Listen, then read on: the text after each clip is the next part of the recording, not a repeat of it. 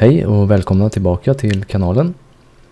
Idag är det vecka 20 och vi ska fortsätta läsa i Andra Mosebok från kapitel 27, vers 20 och till kapitel 30, vers 10. Jag har översatt den här till den här Torah portion läsningen, att den betyder något i stil med att du ska beordra.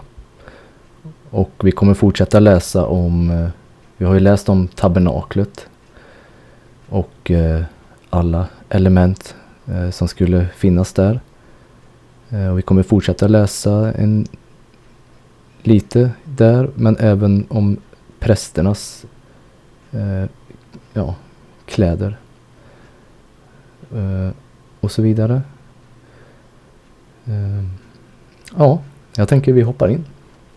Exodus, Andra Mosebok, kapitel 27, vers 20. And you shall command the children of Israel that they bring you pure oil of pressed olive for the light, to cause the lamp to burn continually. Och vi stannar direkt. Vi har ju tagit upp det här några gånger i alla fall. Just det här olja, lampa, ljus. Håll oljan, trampa oljan så att du har lampan ständigt brinnande. Och vi kan ju se de här nyckelorden olja, ljus, lampa. Vi ser dem ju i den här liknelsen om de 10 jungfrurna. Några har inte olja, några har inte. De saknar någonting. De saknar oljan. Så här är ett påbud. Trampa ständigt den här oljan. Alltså lev i Herrens ord egentligen, så att du har så att det inte slocknar ljuset. You shall command the children of Israel that they bring you pure oil of pressed olive for the light, to cause the lamp to burn continually, in the tabernacle of meeting, outside the veil which is before the testimony. Aaron and his sons shall tend it from evening until morning before Yahweh. It shall be a statute forever to their generations on behalf of the children of Israel.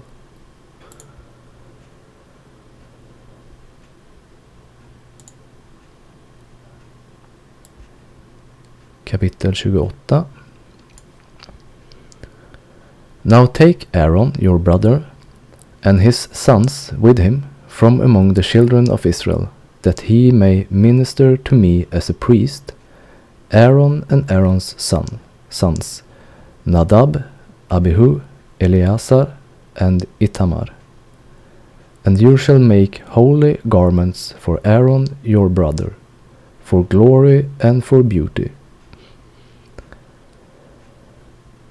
Holy garments. Och helig, set apart, som ett annat ord på engelskan. Jag hittar inget bra på svenska. Åsidosatt, men det blir fel. Men ni förstår. Set apart, speciellt. A holy garment, for glory and for beauty. You shall speak to all who are gifted artisans, whom I have filled with the spirit of wisdom.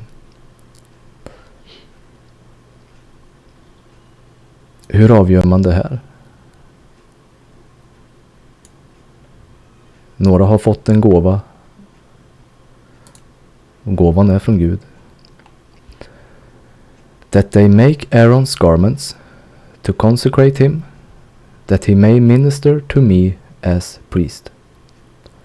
And these are the garments which they shall make: a breastplate, an ephod, a robe, a skillfully woven tunic, a turban, and a sash.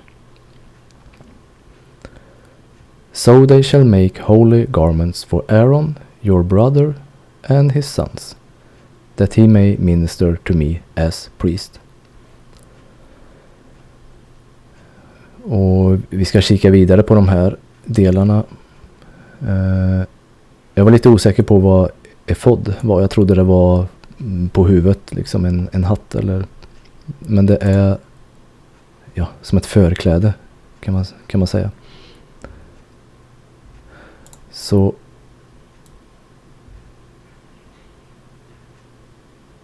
om vi fortsätter, vi ska se, hade jag någonting annat här? Vi ska se, jag hade några andra punkter som jag hoppade över. Varför hade jag med dem då?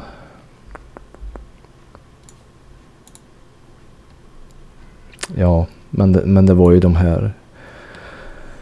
här liknelsen då med oljan och lampan. Du har det i Matteus 25.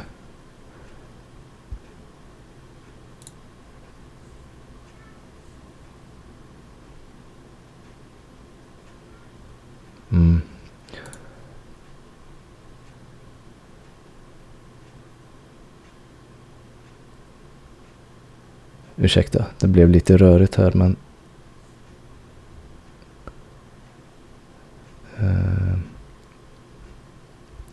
men vi kan väl ta det här då. Vi hoppar tillbaka. The lampstand. Vi har ju i Uppenbarelseboken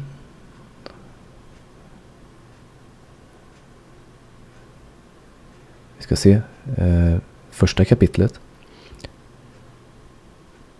från vers 12. Then I turned to see the voice that spoke with me. Det här är Johannes då. And having turned I saw 7 golden lampstands. And in the midst of the 7 lampstands, one like the Son of Man, clothed with a garment down to the feet and girded about the chest with a golden band. His hair was like white wool, as white as snow, and his eyes like a flame of fire. His feet were like fine brass, as if refined in the furnace, and his voice as the sound of many waters. He had in his right hand 7 stars. Out of his mouth went a sharp 2-edged sword, and his countenance was like the sun shining in its strength. Så 7 stjärnor har han i sin hand. Han har ur hans mun så har han ett två vad säger man på svenska? 2-edged sword. Och vi vet ju det här ordet är som ett tvåeggat svärd.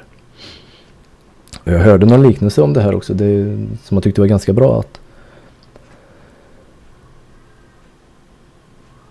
ett sånt här svärd är ju vasst åt båda håll, om man säger. Det är lätt att göra skada med det. Och som vi har pratat om, vi nämnde någon liknelse, man kan ju använda internet till dåliga saker eller bra saker. Ordet kan man också använda till att skada egentligen, om man svingar med det. Men det är också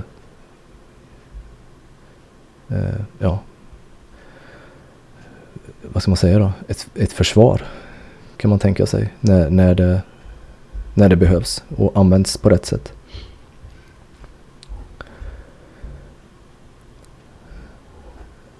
And when I saw him, I fell at his feet as dead.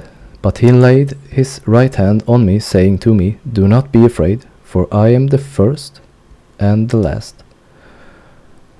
Alfa omega som det står på grekiska.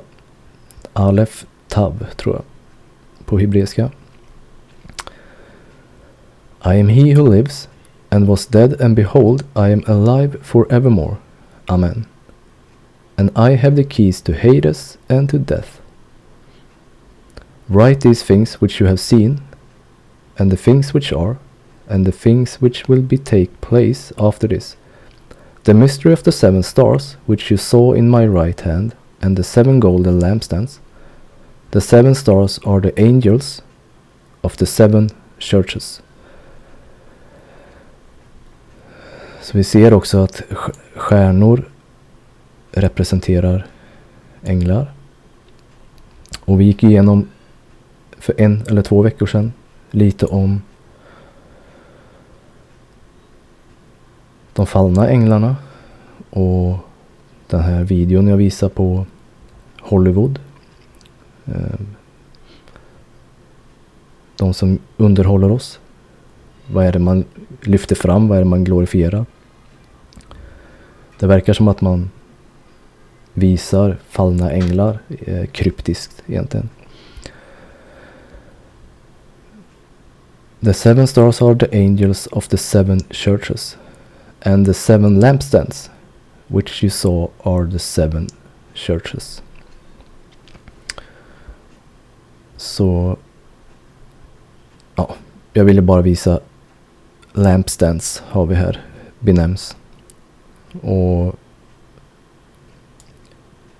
finns det bara 7 kyrkor? Finns det bara 7, är världen indelad i 7 delar egentligen? Jag vet inte. Uppenbarelseboken talar ju bara om 7 församlingar egentligen.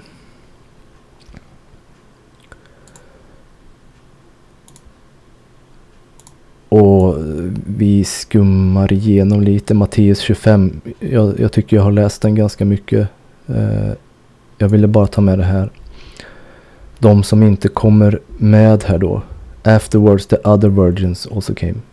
Lord, Lord, open to us. But he answered and said, surely I say to you, I do not know you.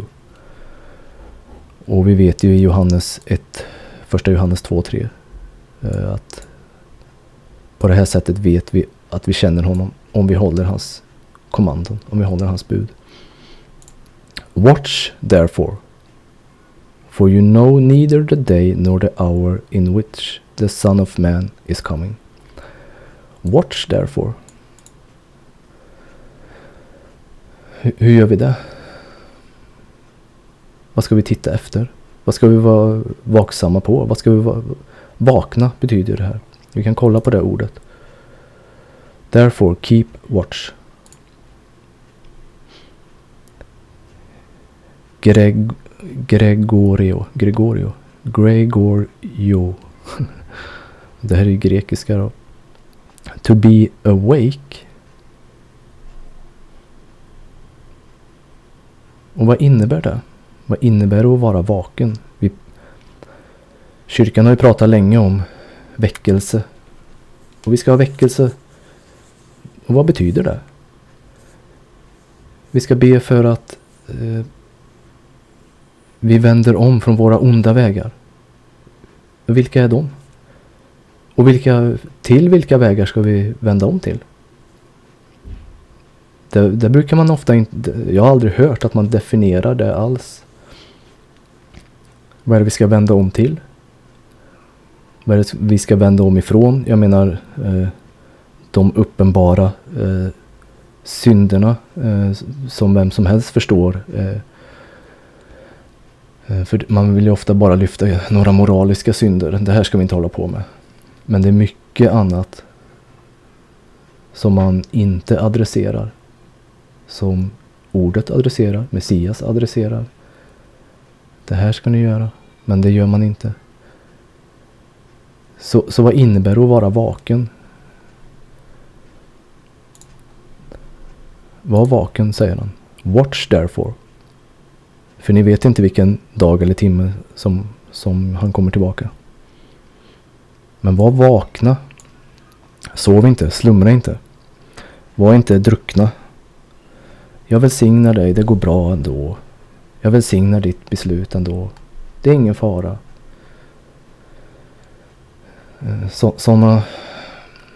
Man kan möta den mentaliteten i kyrkan. Ja, jag ska inte gå in för långt på det. Så, vi hoppar vidare. Kapitel 28. Ska vi se.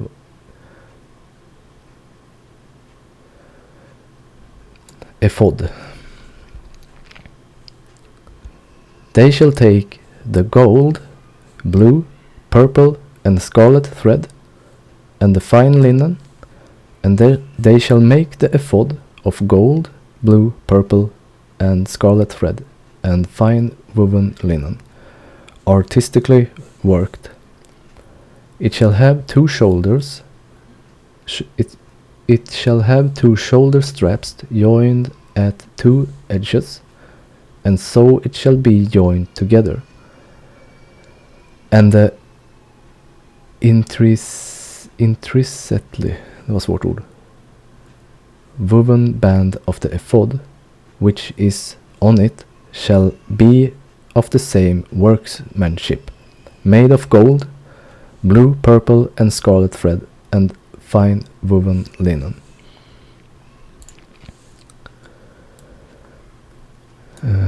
Ja, vi fortsätter. Then you shall take 2 onyx stones and engrave on them the names of the sons of Israel, 6 of their names on one stone and 6 names on the other stone, in order of their birth, with the works of an engraver in stone, like the engravings of a signet. You shall engrave the 2 stones with the names of the sons of Israel. You shall set them in settings of gold, and you shall put 2 stones on the shoulders of the ephod as memorial stones for the sons of Israel. So Aaron shall bear their names before Yahweh on his 2 shoulders as a memorial. You shall also make settings of gold, and you shall make 2 chains of pure gold like braided cords, and fasten the braided chains to the settings. Vi kan kika lite på, jag tror inte jag har sökt på just efod, vi kan göra det.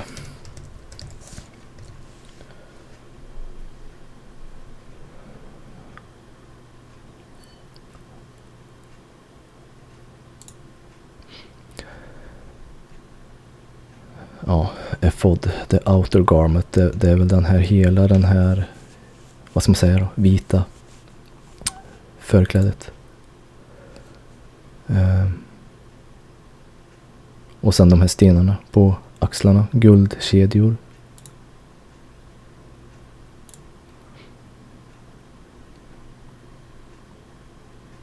Ja.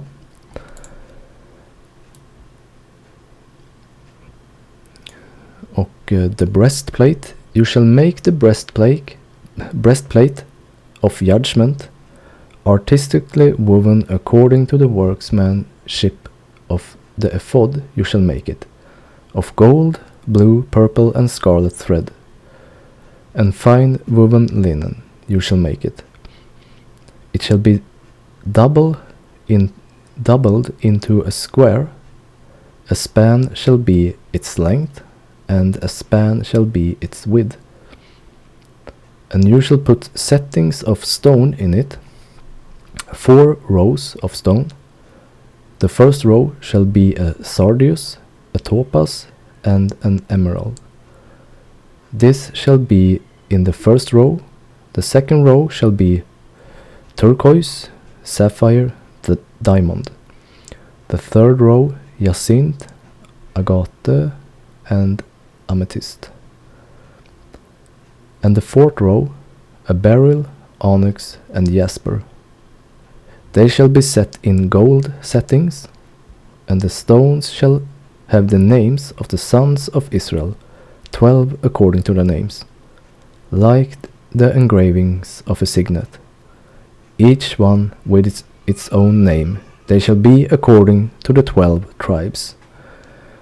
Och den här bröstplattan då,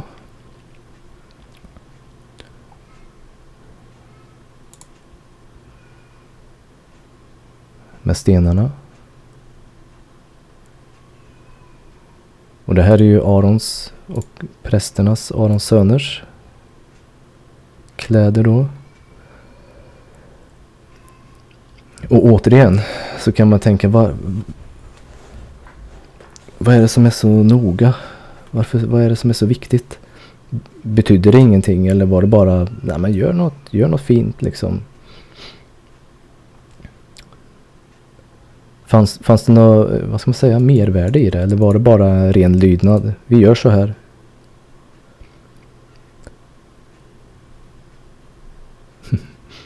Ni får fundera. Ta det till Herren.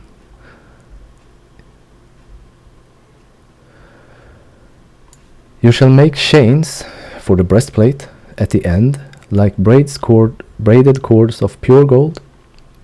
And you shall make 2 rings of gold for the breastplate, and put the 2 rings on the 2 ends of the breastplate. Then you shall put the 2 braided chains of gold in the 2 rings, which are on the end of the breastplate, and the other 2 ends of the 2 braided chains you shall fasten to the 2 settings, and put them on the shoulder straps of the ephod in the front. You shall make 2 rings of gold and put them on the 2 ends of the breastplate, on the edge of it, which is the inner side of the ephod. And 2 other rings of gold you shall make, and put them on the 2 shoulder straps underneath the ephod towards its front, right at the seam above the intricately woven band of the ephod. They shall bind the breastplate by means of its rings to the rings of the ephod, using a blue cord, so that it is above the intricately woven band of the ephod, and so that the breastplate does not come loose from the ephod. Ja, precis. Så att den inte lossnar från ephod. Förkläde kan man säga. Låter slarvigt.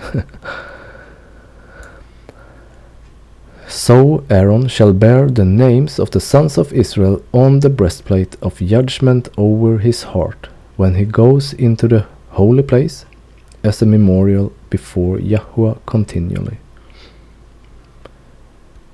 And you shall put in the breastplate of judgment the Urim and the Thummim, and they shall be over Aaron's heart when he goes in before Yahweh.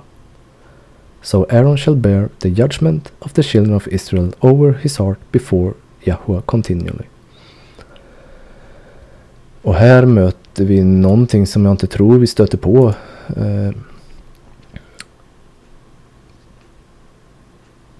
på den här bröstplattan. You shall put in the breastplate the Urim and the Thummim.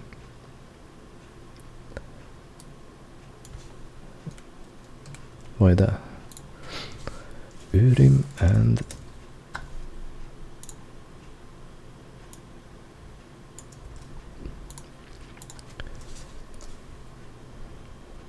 Ja, ni får kolla också innebörden av det här.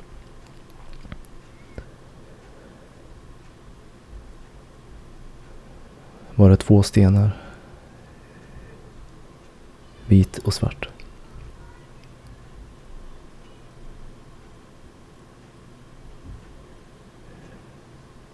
Jag tycker det är intressant. Alltså, det är svårt att veta vad står det för? Och vad fanns det för innebörd i det här egentligen?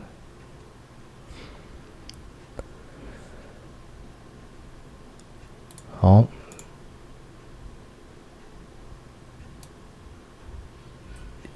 Jag tänker att vi läste om 12 stenar här och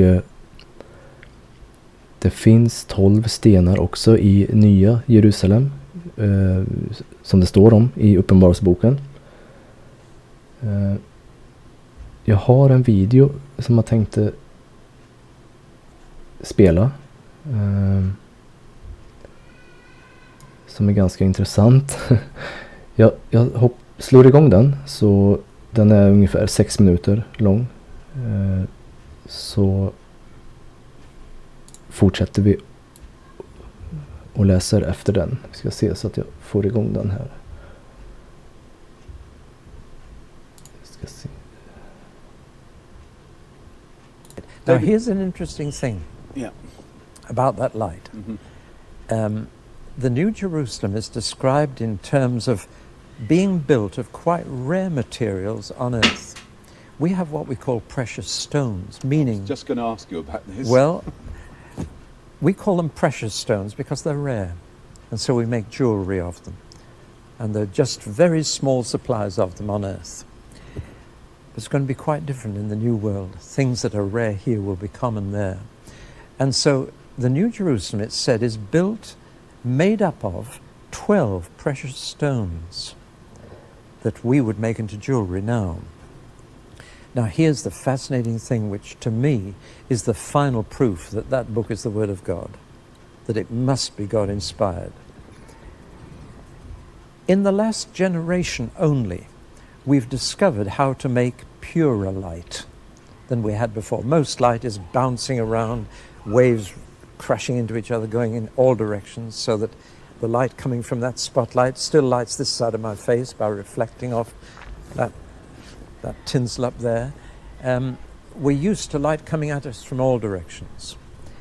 But we've now discovered how to send light in one direction.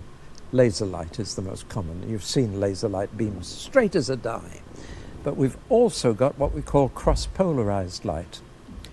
A polarized filter, if you can imagine, allows light through like that. But if you put another polarized filter at right angles to that, you've really got a very fine filter. If you take sunglasses and take one lens and put it at right angles to the other, it goes even darker. It only lets very straight light through.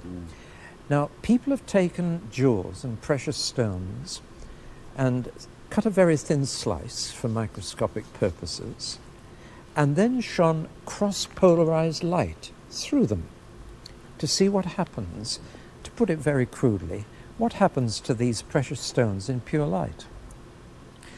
And one of two entirely different things happens with every jewel. The technical term, to give you a bit of science for a moment, is anisotropic jewels and isotropic jewels. Now what happens is this. Some jewels in pure light, whatever their color to begin with, they may be red, blue or green, turn into all the colors of the rainbow and the most fantastic patterns. Other precious stones in pure light lose all their color, just go black, look like a lump of coal dust. And it's only in this generation that people have discovered this unusual property. For example, diamonds in pure light are nothing. Did you get that, ladies? They're not Did you even hear that.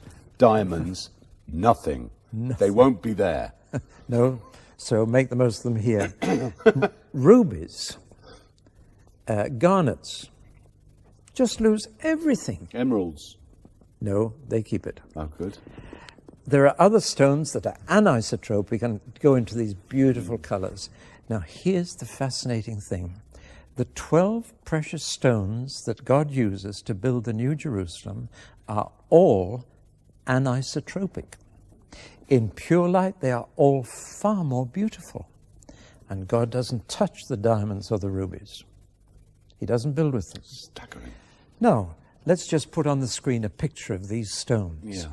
Look at the top 12 stones on this picture, and you'll see the stones of the New Jerusalem. Look at the 4 bottom ones at the bottom of the picture, and you'll see they're black, no attraction, whatever. Now then, who knew this 2,000 years ago? No scientist knew it. Nobody knew it. John the Apostle, writing down the book of Revelation as the Lord dictated it to him, he didn't know. Nobody knew except one person in the entire universe, and he knew, and that was God himself. Where is that written exactly? Revelation 21, Right. halfway through, and you'll find all the 12 stones listed there. And you can just imagine from the picture we've seen on the screen how beautiful the New Jerusalem is going to be. No need for do-it-yourself decoration or changing rooms there. No need. The materials that God uses will be fabulous. From verse 19, 21 right. verse 19. Read them out. The first foundation was jasper, Yeah. the second sapphire, the third chalcedony, the fourth emerald, the fifth sardonyx, the sixth carnelian, the seventh chrysolite, the eighth beryl, the ninth topaz, the 10th chrysoprase, the 11th jacinth, and the 12th amethyst. No diamonds, no rubies, no garnets, because they're isotropic.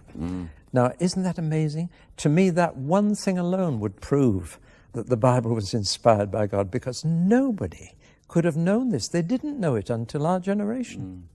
But there it is.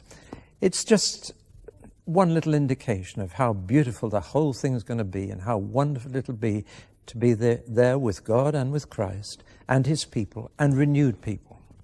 People who really have been recycled, so they're all like Jesus, and their characters are right. And there is love, joy, peace, patience, kindness, goodness, faithfulness, meekness, and self-control in every.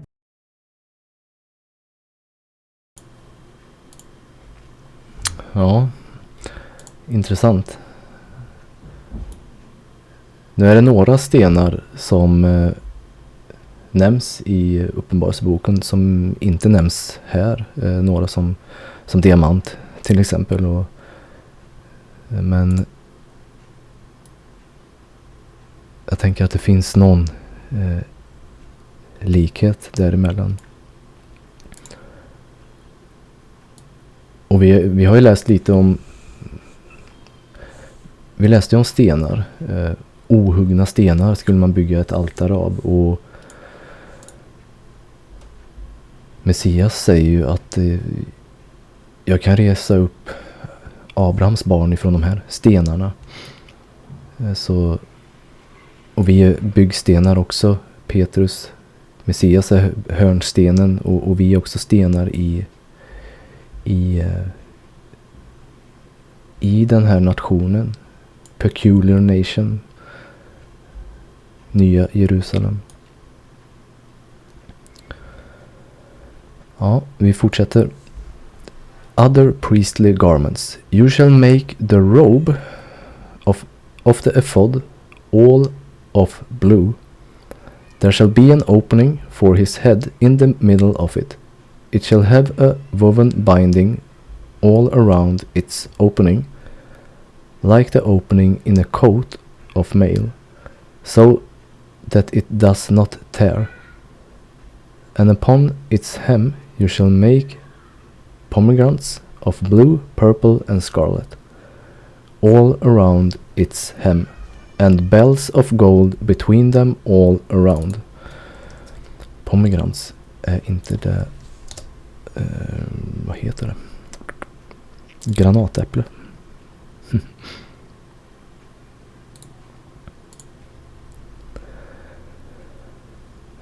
A golden bell and the pomegranate. A golden bell and the pomegranate. Upprepning. Upon the hem of the robe all around. And it shall be upon Aron when he ministers. And its sound will be heard when he goes into the holy place before Yahweh, and when he comes out, that he may not die. Okej. På vilket sätt kunde han dö där annars, om han inte gjorde det här?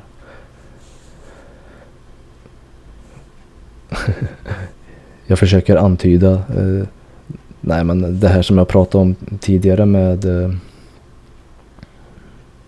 fanns det energi, fanns det elektricitet, förstår ni? Med guld och linne som inte leder. Guld leder. Sound.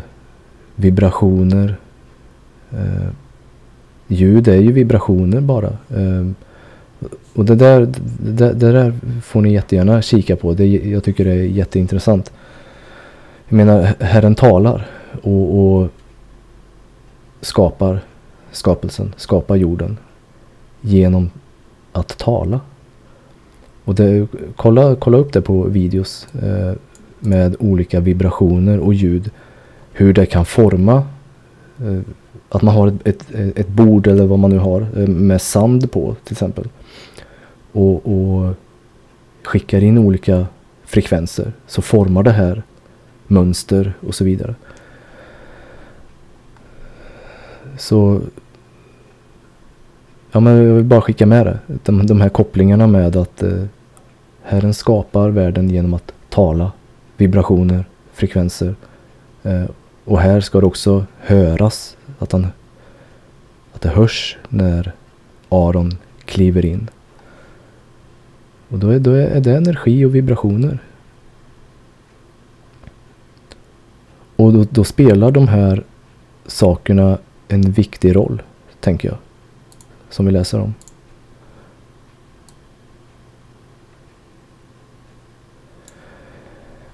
You shall also make a plate of pure gold and engrave on it, like the engraving of a signet, holiness to Yahuwah. And you shall put it on a blue cord, that it may be on the turban. It shall be on the front of the turban, so it shall be on Aaron's front head. And Aaron may bear the iniquity of the holy things, which the children of Israel hallowed in all their holy gifts. And it shall always be on his forehead, that they may be accepted before Yahuwah. You shall skillfully wave the tunic of fine linen thread. You shall make the turban of fine linen, and you shall make the sash of woven work. For Aaron's sons you shall make tunics, and you shall make sashes for them, and you shall make hats for them, for glory and beauty. So you shall put them on Aaron, your brother, and on his sons with him. You shall anoint them, consecrate them, and sanctify them, that they may minister to me as priests. Hur gör man det här? Anoint, consecrate, sanctify. Tänk om du själv skulle få de här buden. Du ska anoint, du ska consecrate och sanctify. Och så bara, okej. Vad innebär det? Jag lär ju vilja göra det här korrekt. Jag kan inte bara, men nu smörjer jag dig och nu gör jag nästa.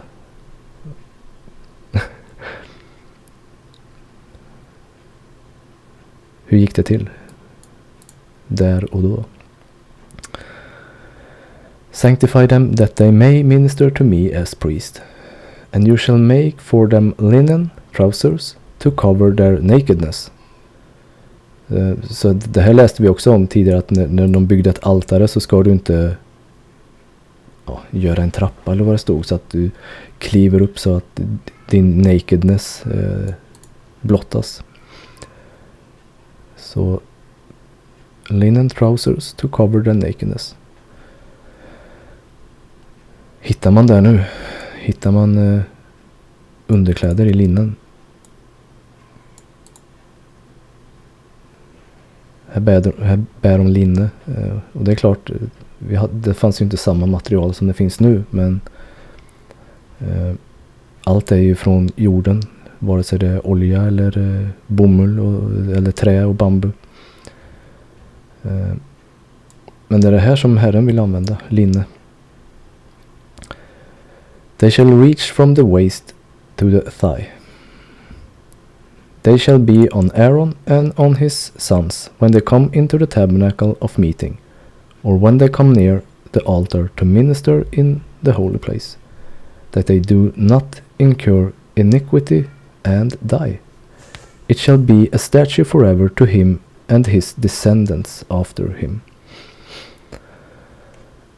Så det här ska ni ha på er och bära linne så att ni inte drar på er iniquity, laglöshet. Alltså om ni inte gör det här, då bryter ni ju mot buden. Det är ju synd. Iniquity är synd. Iniquity är laglöshet, att bryta. Så är man slarvig och inte gör det här, då dog man. Och återigen, vad hände om de inte hade det här? Fick de en elstöt då? Ja, jag ska sluta tjata, kanske jag inte ska göra. Men jag vill bara göra det till... jag vill inte hitta på, men jag tänker att det måste ha funnits en verklig, alltså en reell kraft också. Inte, självklart ska de ju lyda och göra det, oavsett om det liksom händer någonting eller inte. Men jag tror att det fanns reell kraft här också. Han gick ju med dem som en eldpelare. Så, ja.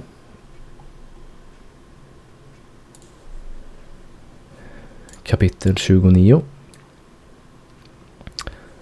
And this is what you shall do to them, to hallow them for ministering to me as priest. Take 1 young bull and 2 rams without blemish, and unleavened bread, unleavened cakes mixed with oil, and unleavened wafers anointed with oil. You shall make them of wheat flour. You shall put them in 1 basket, and bring them in the basket with the bull and the 2 rams. And Aaron and his sons shall bring to the door of the tabernacle of meeting, and you shall wash them with water. Then you shall take the garments, put the tunic on Aaron, and the robe of the ephod and the breastplate, and gird him with the intricately woven band of the ephod. You shall put the turban on his head, and put the holy crown on the turban.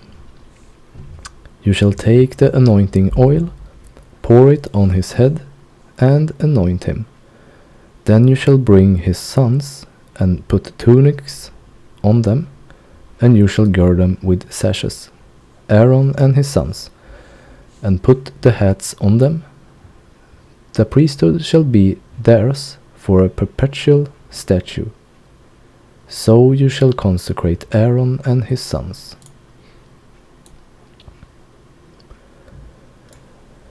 You shall also have the bull brought before the tabernacle of meeting, and Aaron and his sons shall put their hands on the head of the bull.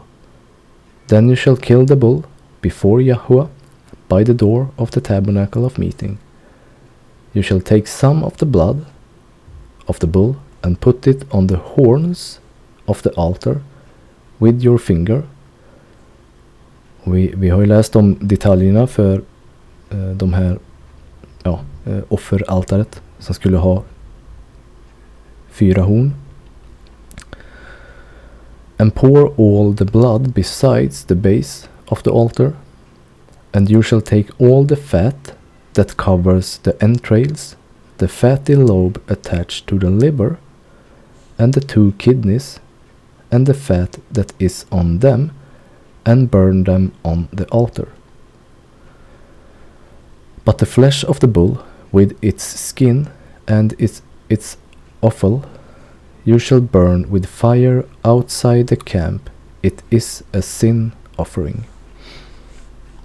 Så fettet här från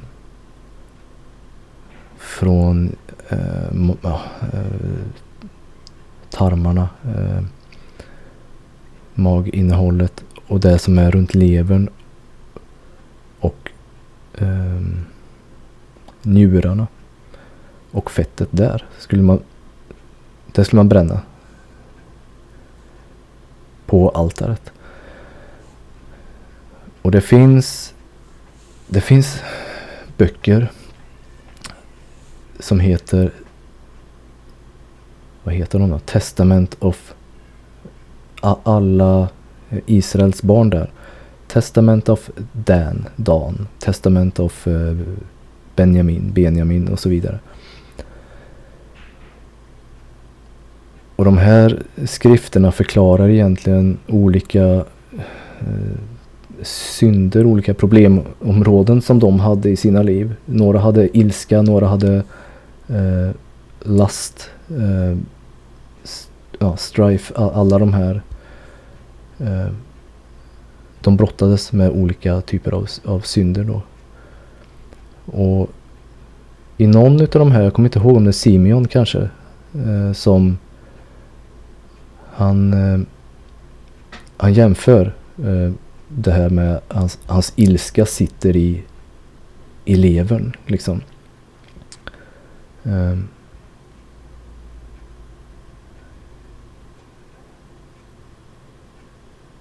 Jag vill bara egentligen visa att det, alltså, vad är innebörden med just de här detaljerna. Och nu gällde det ju fettet runt det här. Vi kommer komma in på matreglerna också. För det är okej att äta lever och så vidare. Men man ska inte äta fettet och det som är på levern. Vi kommer komma in på detaljer. Jag hoppas jag inte säger fel. Ja, men jag vill bara nämna det. Och vi har ju också, vi har någon vers i Bibeln där det står Herren då testar hjärtan och njurar. Så det finns en innebörd i njurarna också. Och det är så här, vårat hjärta, vart sitter vårt hjärta? Världen lär oss ju att organet vi har i kroppen som pumpar kallas för hjärta. Men det är ju, det kan vi nog vara överens om att det inte är samma sak. Alltså, och hjärtat, när det talas om hjärtats instinkt och hjärtats vilja och sådär. Så. Och vi har livet i blodet. Så vi ska inte äta blod och så vidare. Så det finns de här elementen i allt det här. Lever, kidneys, hjärta och så vidare. Blod. Köttet skulle man bränna utanför.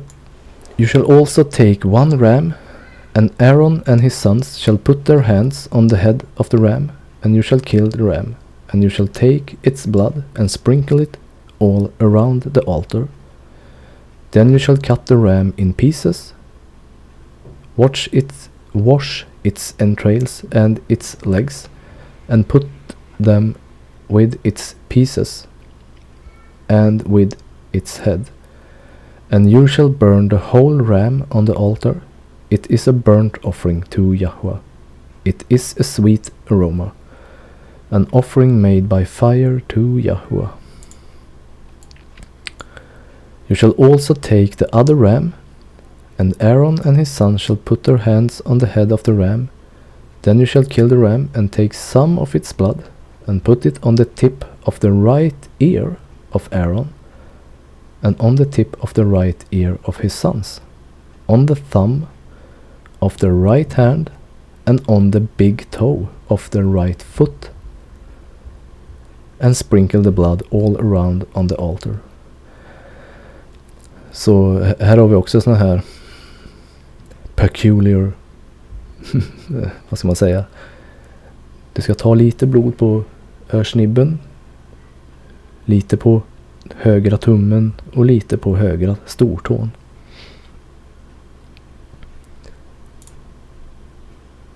Fanns det någon verklighet? Eller var det bara ren test? Kommer de göra det här? Tycker de att det är knasigt? Ja, jag tycker de är jätteintressanta. Vad står det för egentligen?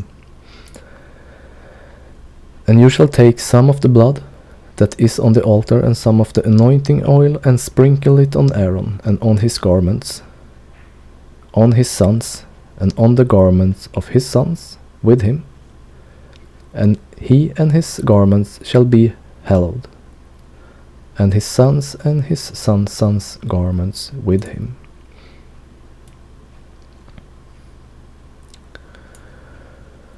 Also you shall take the fat of the ram, the fat tail, the fat that covers the entrails, the fatty lobe attached to the liver, the 2 kidneys, and the fat on them, the right thigh,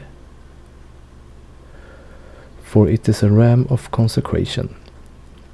1 loaf of bread, 1 cake made with oil, and 1 wafer from the basket of the unleavened bread that is before Yahuwah. And you shall put all these in the hands of Aaron and in the hands of his sons, and you shall wave them as a wave offering before Yahuwah. You shall receive them back from their hands and burn them on the altar as a burnt offering, as a sweet aroma before Yahuwah. It is an offering made by fire to Yahuwah. Then you shall take the breast of the ram of Aaron's consecration and wave it as a wave offering before Yahuwah, and it shall be your portion. And from the ram of the consecration you shall consecrate the breast of the wave offering which is waved, and the thigh of the heave offering which is raised, of that which is for Aaron, and of that which is for his sons. It shall be from the children of Israel for Aaron and his sons by a statute forever. For it is a heave offering, it shall be a heave offering from the children of Israel, from the sacrifices of their peace offering. That is their heave offering to Yahuwah. Så mycket detaljer. Kanske svårt att hänga med om det är första gången man läser. Det är ganska återkommande hur det ska gå till sen. Det är inte massa olika saker, utan det såg likvärdigt ut. Om det sen är syndoffer och just att det är samma delar på djuret och sådär. Men ja, det är många detaljer där. Och det tål att läsas flera gånger. And the holy garments of Aaron shall be his sons after him, to be anointed in them, and to be consecrated in them. That son who becomes priest in his place shall put them on for 7 days, when he enters the tabernacle of meeting to minister in the holy place. And you shall take the ram of the consecration and boil its flesh in the holy place. Then Aaron and his sons shall eat the flesh of the ram and the bread that is in the basket, by the door of the tabernacle of meeting. They shall eat those things with which the anointment was made, to consecrate and sanctify themselves. But an outsider shall not eat them, because they are holy. And if any of the flesh of the consecration offering or of the bread remains until morning, then you shall burn the remainder with fire. It shall not be eaten, because it is holy. Thus you shall do to Aaron and his sons according to all that I have commanded you. 7 days you shall consecrate them, and you shall offer a bull every day as a sin offering for atonement. You shall cleanse the altar when you make atonement for it, and you shall anoint it to sanctify it. 7 days you shall make atonement for the altar and sanctify it, and the altar shall be most holy. Whatever touches the altar must be holy. Så ja, tänker du leva efter det här?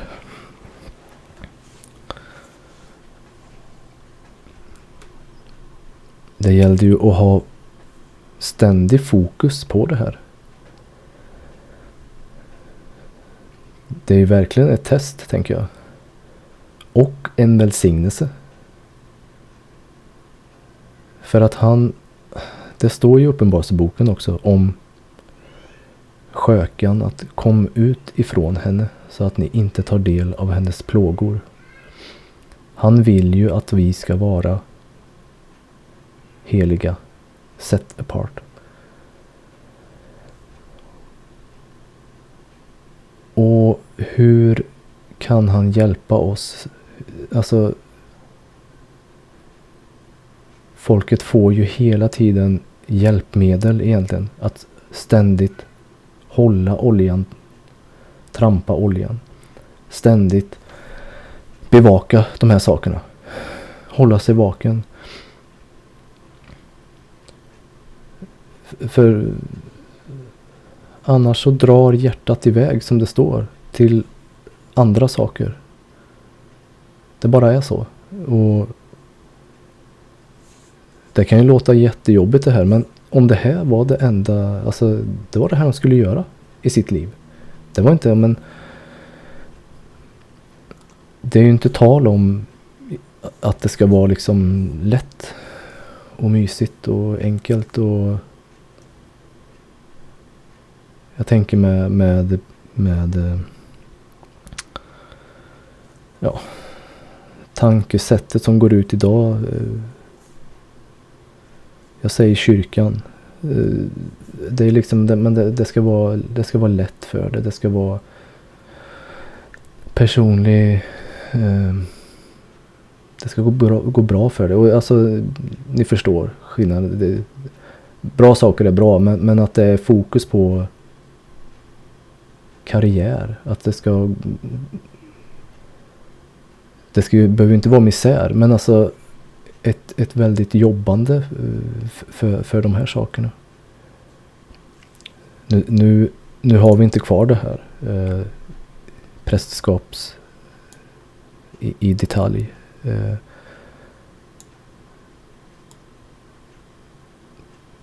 Men jag vet att det var mina första tankar också så här att alltså man har inte koll på någonting. Vad jobbigt, det är massor med saker man ska göra. Bara, man skulle inte ens orka. Men ju mer man, alltså jag har ju läst det här i några år egentligen. Och man ser ju bara att det är ju ett fulldedikerat liv till Herren. Och varför skulle man inte kunna fokusera på det här? Det här lär man ju vilja göra liksom.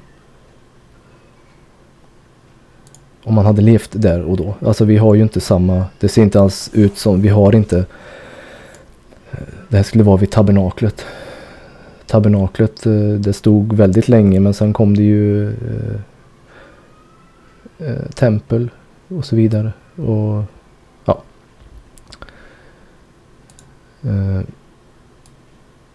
Vi kommer säkert komma in på det också. Ja, jag ska fortsätta läsa. Now, this is what you shall offer on the altar. 2 lambs of the first year, day by day continually. 2 lamm som var 1 år. Varje dag. 1 lamb you shall offer in the morning, and the other lamb you shall offer at twilight. Och jag vet inte, men jag tänker att det här gällde ju för hela Israel. Det var ju inte för varje familj, tänker jag. Ja.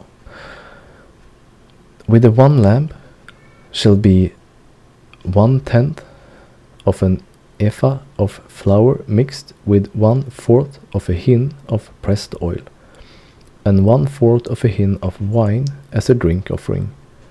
And the other lamb you shall offer at twilight, and you shall offer with it the grain offering and the drink offering, as in the morning, for a sweet aroma, an offering made by fire to Yahweh. It shall be a continual burnt offering throughout your generations at the door of the tabernacle of meeting before Yahweh, where I will meet you to speak with you. And there I will meet with the children of Israel, and the tabernacle shall be sanctified by my glory. So I will consecrate the tabernacle of meeting and the altar. I will also consecrate both Aaron and his sons to minister to me as priests. I will dwell among the children of Israel and will be their Elohim. And they shall know that I am Yahweh their Elohim, who brought them up out of the land of Egypt, that I may dwell among them. I am Yahweh their Elohim.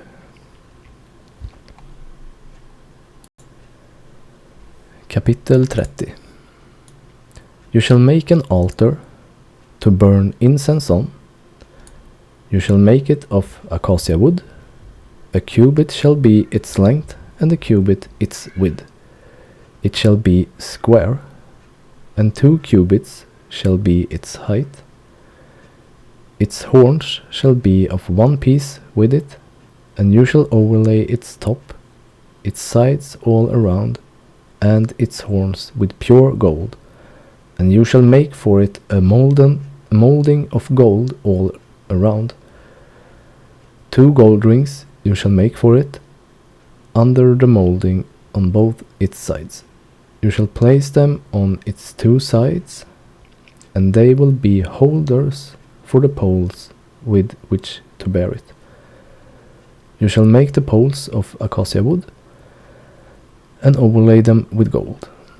And you shall put it before the veil that is before the ark of the testimony, before the mercy seat that is over the testimony, where I will meet with you. Så samma princip här. Akaciaträd och guld.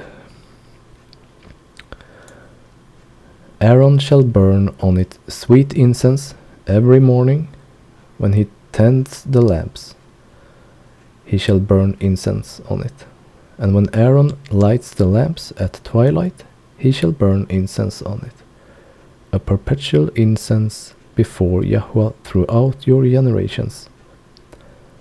You shall not offer strange incense on it, or a burnt offering, or a grain offering, nor shall you pour a drink offering on it.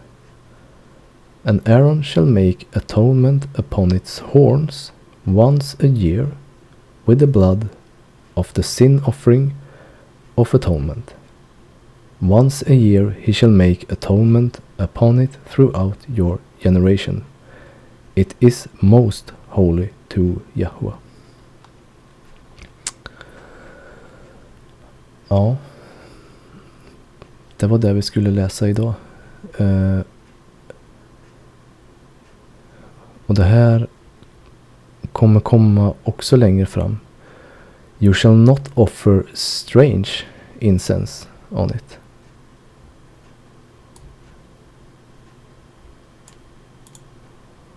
Och vi kommer kika på det längre fram. För om jag kommer ihåg rätt så är det Arons söner om det är 2 utav dem som gör det.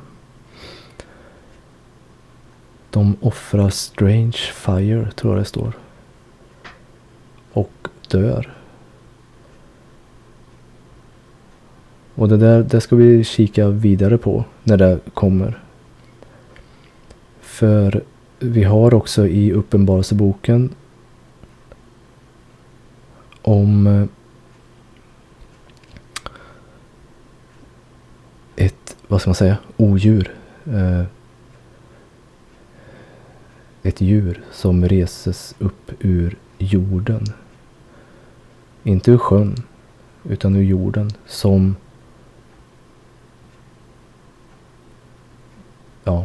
är stor och kallar ner strange fire from heaven, tror jag det står.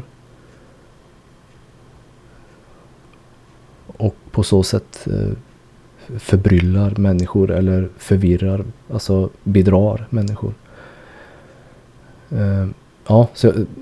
Men det kommer vi komma in på. Strange incense, strange fire. Och när man har läst de här uppenbarelseboken och man ser de där bildspråken med att med eld, man tänker att det är eld. Men vi har ju också eldtungor över apostlarna, har för mig, när på pingst, när anden föll då. Så det där med strange fire, vad är det? Finns det idag? Och hur identifierar vi det? Men som sagt, det kommer vi längre fram till. Mycket detaljer. Detaljer om prästerskapet, Arons del. Men återigen,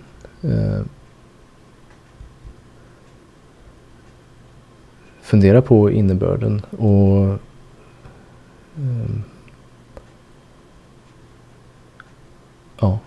och läs det. Sätt dig in i detaljerna. Och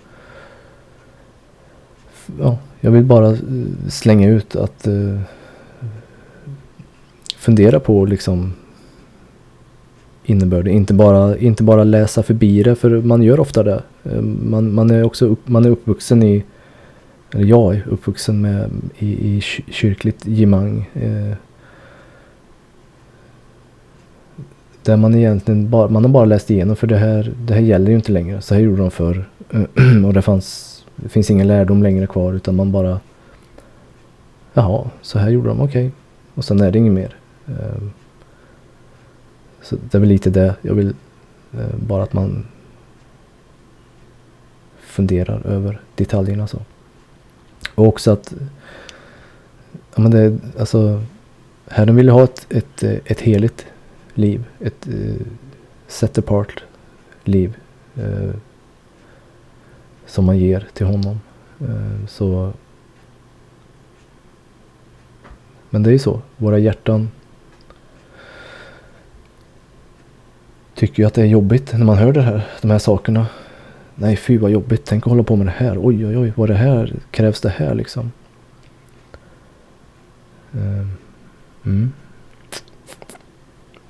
Ja, jag tror jag stannar där. Så fortsätter vi nästa vecka. Och det kommer säkert fortsätta med liknande detaljer så. Så, tack för idag.